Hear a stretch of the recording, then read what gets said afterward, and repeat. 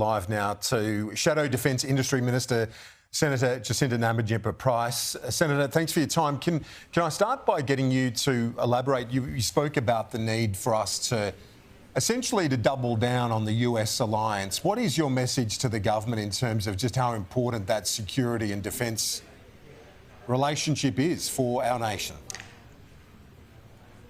Well, it's incredibly important. We heard from our Chief Minister, Leah Finocchiaro, who very much stated the importance of our relationship with the US, especially in terms of our defence in our country. Darwin historically knows what it means to come under attack, and you know, as she said, 600 bombs rained down on Darwin. It is strategically important for us to maintain our relationship with the US and strengthen that relationship, and I would urge the Prime Minister to put his differences aside, his personal thoughts on Donald Trump, to ensure that, particularly when it comes to AUKUS, that AUKUS is not scrapped or put to the side, but continues ahead, strength by strength.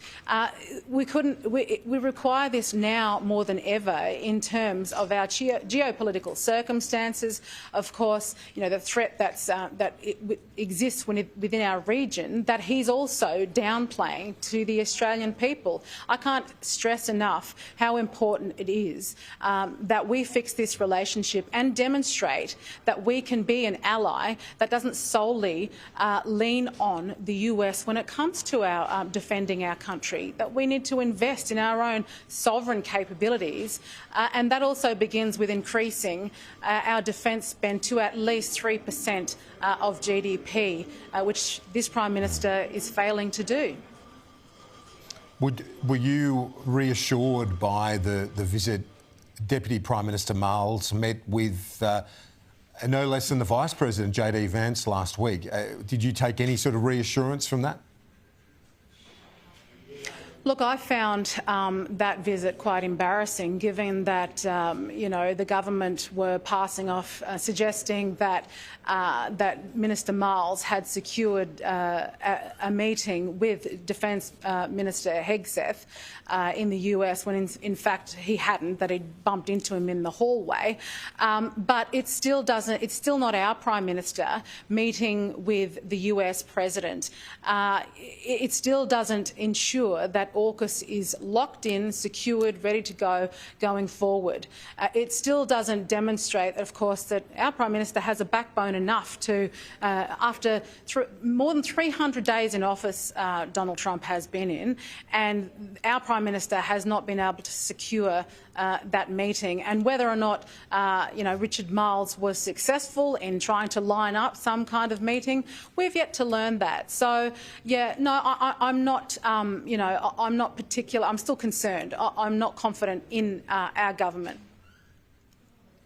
You've spoken in support of our migration heritage, the migrants to our nation, and that the flag represents a bringing together of Indigenous British heritage, but also the migrant threads of our history. Are you worried about what the protests yesterday, the message that would send to migrants in Australia?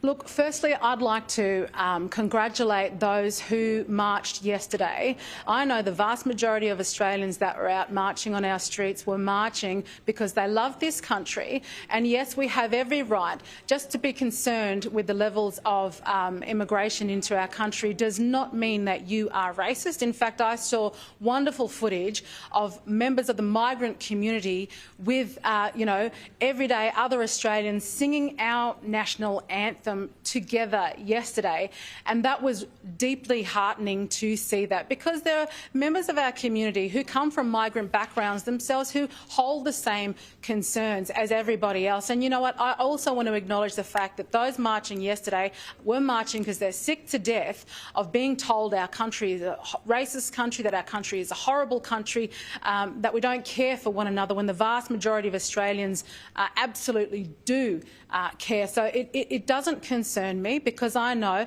that many migrants, including my own husband, know that those marches that were being held yesterday were for reigniting the spirit of Australia, teaching our children to be proud, to call themselves Australian once more, but that, yes, we should be allowed to address concerns about the fact that there is lack of infrastructure to accommodate the millions of people now that we're seeing the Prime Minister bring into our country, that is effectively vote stacking the country for the benefit of Labor and not for the benefit of Australians who already live here and aren't investing in the appropriate infrastructure anyway to deal with the mass immigration that's occurring. So, and I'd wish other media platforms would stop painting everyday Australians as though they are horrible racists and get their facts right when it comes to this level of reporting. What concerns me is people who burn our flag, people who support terrorist groups such as Hamas and wave the flag of ISIS instead of supporting our country. And on the extremist element, because it would be remiss of me for not asking about the neo-Nazi element that showed up, contemptuous racists that they are. What do you think of their presence? Does it derail, does it distract from legitimate concerns around some of the issues you're talking about?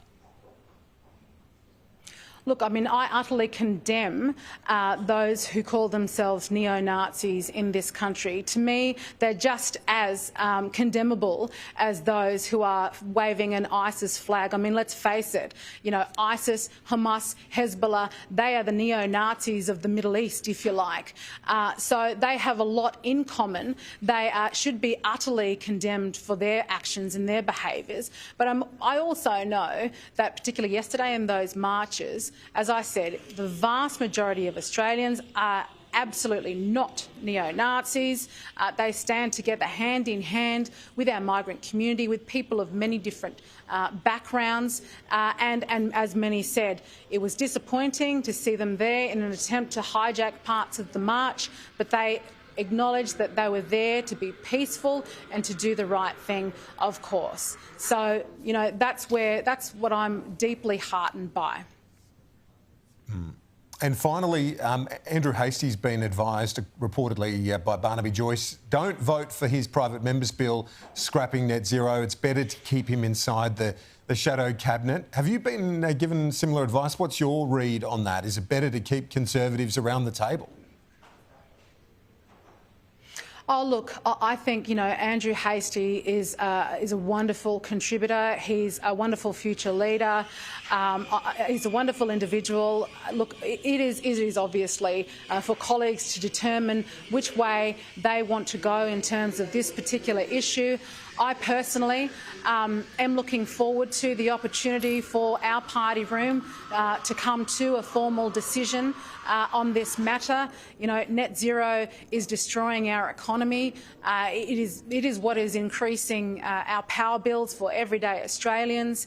I am absolutely, as you know, the CLP came out quite early in passing a motion to abandon net zero, and you know, I will absolutely reject those from the government who suggest that that anyone wanting to abandon net zero is a climate denier. Hello. I mean, if you're denying the climate changes, you're suggesting that we never had an ice age in global history. It's just ridiculous nonsense.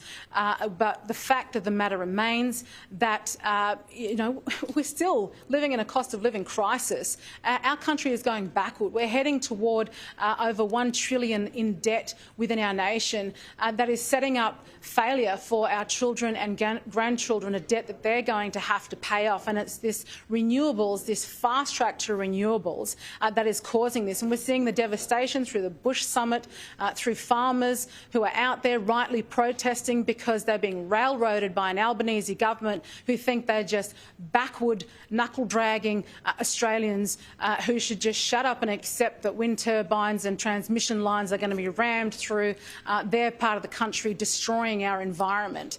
I'm looking forward to being able to finalise a position within the Liberal Party, within the coalition, so we can execute that argument going forward. Jacinta Nampijinpa Price, thanks for your time. Appreciate it. Thank you, Kieran.